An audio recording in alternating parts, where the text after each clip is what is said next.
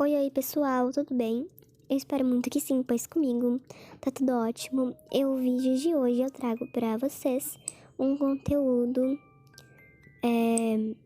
de... tentando não falar uma tal palavra aí, né? Na verdade, personalizando o meu story sem falar uma tal palavra. E eu queria pedir desculpas por estar postando muito personalizando, mas é que minha criatividade acabou. E é isso. Eu não sei se eu falei essa palavra, mas enfim.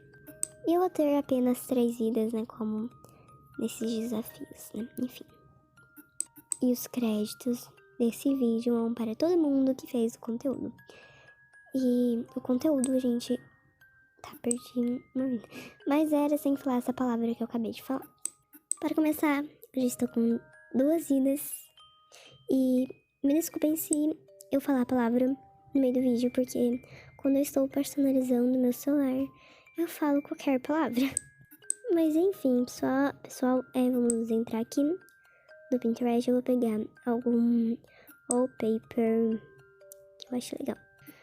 Pessoal, eu já achei o wallpaper. Peguei um wallpaper que eu acho, que eu pelo menos acho, que vai dar uma ótima personalização. E o wallpaper que eu peguei foi esse. Enfim, eu acho que vai dar uma ótima personalização, em minha opinião. Pronto. Eu não sei se eu falei a palavra, mas se eu falei, perdões. Eu acho que o tema combinou, enfim. Agora eu vou vir aqui no meu teclado, eu vou... Respira.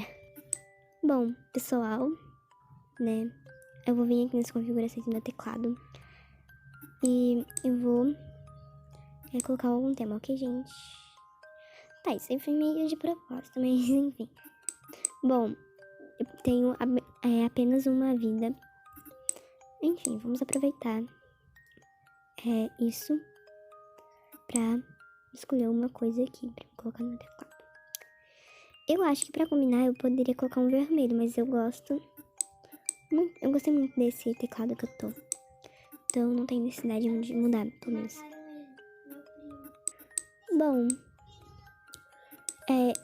desculpe, mas eu não vou mudar porque eu realmente gostei desse teclado.